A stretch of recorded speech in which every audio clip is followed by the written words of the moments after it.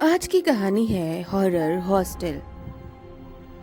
देहरादून में एक ऐसा हॉस्टल है जिसे लोग हॉन्टेड हॉस्टल के नाम से जानते हैं, क्योंकि वहां रह रहे बच्चों का कहना है कि वहां लगे झूलों में से रात को अपने आप झूला झूलने की आवाज आती है और ऐसा लगता है कि कोई झूला झूलते हुए बातें कर रहा हो। पर जब बच्चे वहां रह रहे खिड़कियों से झूलों की तरफ देखते हैं तो उन्हें झूलों पर बैठा कोई नहीं दिखता और झूले अपने आप चलते रहते हैं और बातें करने की आवाज भी आती है, लेकिन कोई दिखता नहीं है। तो आज की जो यह कहानी है ना, इस हॉस्टल में रह रही मेघा जी के साथ घटी घटना है। अब यह कहानी मैं उन्हीं के शब्दों में जारी रखूंगी। मेरा नाम मेघा है। मैं और मेरी बहन प्रीति 2 साल से इस हॉस्टल में साथ में रह रहे थे। पर एक दिन मेरी बहन प्रीति घर में कुछ आने की वजह से घर गई हुई थी।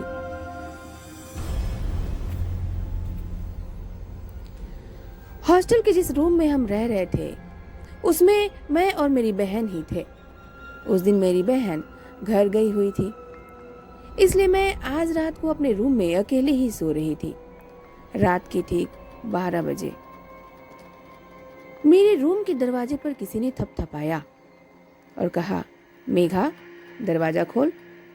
पहली बार तो मैंने सही से सुना नहीं और उसकी थोड़ी देर बाद फिर से किसी की आवाज आई, दरवाजा खोल ना मेघा, मैं प्रीति। और इस बार मैंने आवाज साफ साफ सुनी। यह प्रीति की ही आवाज थी। मैं सोच रही थी कि प्रीति इतनी रात को यहाँ कैसे, वो तो आज घर गई हुई थी। तभी एक बार फिर से प्रीति ने आवाज दी, जल्दी दरवाजा खोल मेघा, मैं कब से खड़ी हूँ बाहर। मैंने अब ज्यादा ना सोचते हुए कहा, हाँ दीदी अभी खोलती हूँ।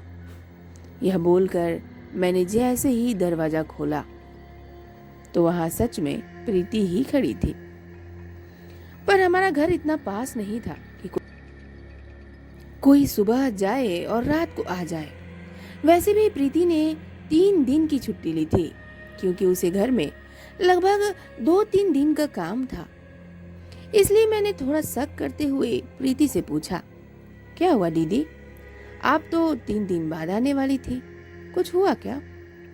प्रीति मेरी बात का जवाब देते हुए बोलती है, अरे यार बस ही छूट गई थी और मैं दूसरी बस का इंतजार कर रही थी, पर वो दूसरी बस आई ही नहीं। चल अब बाकी बात कल सुबह करेंगे, मुझे तो बहुत नींद आ रही है। इतना बोलकर प्रीति सोने चली गई और मैं भी उसके पीछे पीछे सोने चली गई। प्रीति का बेड मेरे ही बेड के ऊपर था। सोते हुए अभी कुछ ही समय हुआ होगा, तभी मुझे ऐसा लगा कोई मेरे सामने खड़ा हो। मैंने एकदम से आंखें खोल कर देखा, मेरे सामने कोई और नहीं बल्कि प्रीति ही खड़ी थी। मैंने प्रीति को ऐसे खड़े हुए देखा तो कहा, क्या हुआ दीदी, अब तक सोई नहीं क्या? मेरी बात का जवाब देते हुए प्रीति बोलती है, मुझे डर लग रहा है, मैं तेरे ही साथ सोऊंगी। मुझे लगा इतनी रात को इतनी दूर से आई है, क्या पता इसलिए डर लग रहा हो। इसलिए मैंने प्रीति को अपने ही साथ सोने दिया। सोते हुए अभी कुछ ही देर हुई होगी, तभी मुझे ऐसा लगा जैसे कोई मेरे गले पर हाथ फेर रहा हो। मैंने पहले तो इस पर ज्यादा ध्यान नहीं दिया, पर लगातार हाथ फेरने की वजह से मेरी नींद ही टूट गई और मुझे ऐसा लगा कि प्रीति हाथ फेर रही है। इसलिए मैंने उसे मना करने के लिए जैसे ही उसकी ओर पलटा तो मेरा तो खून ही जैसे जम गया हो और दिल की धड़कन अपनी दुगनी रफ्तार से चलने लगी। मैंने देखा प्रीति की जगह एक बड़ी ही भयानक सी औरत, जिसका चेहरा जला हुआ था। उसका चेहरा देखते ही मेरे मुंह से एक बहुत बड़ी चीख निकली और मेरी चीख निकलने के कुछ समय पहले ही कॉरिडोर की लाइट भी चली गई थी। और जैसे ही मैंने आंखें खोली तो लाइट जलने लगी और लाइट जलते ही वो औरत पता नहीं कहाँ गायब हो गई।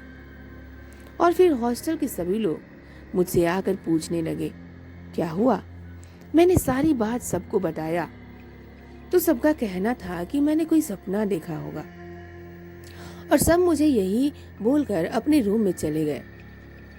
पर मुझे पूरा विश्वास था कि मैंने कोई सपना नहीं देखा था।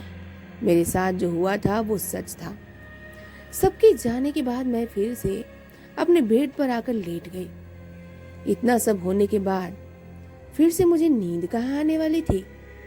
फिर भी मैं लेट गई थी। लेटे हुए अभी कुछ ही समय हुआ होगा, तभी एक बार फिर से मेरे रूम के दरवाजे से थपथपाने की आवाज आई। थपथपाने की आवाज से एकदम से मैं डर गई। थपथपाने की आवाज के एकदम बाद फिर से किसी ने प्रीति की आवाज में मुझे आवाज दी। वो बोल रही थी, दरवाजा खोल मेघा, मैं हूँ प्रीति। आवाज सुनते ही मेरे रोंगटे खड़े हो गए और मुझे ऐसा लगने लगा किसी ने मेरे ऊपर लाखों चींटियां छोड़ दी हों और वो सब चींटियां एक साथ मुझे काट रही हों। कोई मुझे मेरी ही बहन की आवाज में लगातार बुलाए जा रहा था। वो बार बार यही बोल रहा था, मेघा दरवाजा खोल, मैं तेरी बहन हूँ प्रीति, देख कब से मैं ठंड में खड़ी हूँ। उसकी बात सुनकर एक बात तो मुझे ऐसा लगने लगा था जैसे सच में मेरी बहन ही हो और मैं जाकर दरवाजा खोल दूं। पूरी रात मुझे मेरी बहन की आवाजें आती रही और मेरी पूरी रात सो नहीं पाई थी। अगले दिन जब मैं उठी तो वार्डन से कहकर मैंने अपनी दीदी से बात की तो उन्होंने कहा मैं तो घर पर ही थी। मैंने उन्हें सारी बात बताई लेकिन उन्होंने विश्वास नहीं किया। जब मैंने उनसे कहा कि नहीं, सबने मेरी चीख सुनी थी, तो कहीं जाके उन्हें विश्वास हुआ। जब वो 3 दिन बाद आई तो उन्होंने पता किया और पता चला कि हॉस्टल में एक लेडी जलकर मर गई थी और हम लोग जिस रूम में रह रहे थे वो उसी का रूम था, इसलिए वो मुझे दिखी थी और दीदी की आवाज में मुझे डरा रही थी। उसके बाद हमने वो रूम ही छोड़ दिया। तो आप लोगों को ये स्टोरी कैसी लगी प्लीज़ कमेंट करके ज़रूर बताइएगा। स्टोरी पसंद आई हो तो लाइक और शेयर करना ना भूलिएगा। मैं मिलती हूँ आप लोगों से नेक्स्ट एक मज़ेदार स्टोरी के साथ। तब तक के लिए बाय बाय, टेक केयर।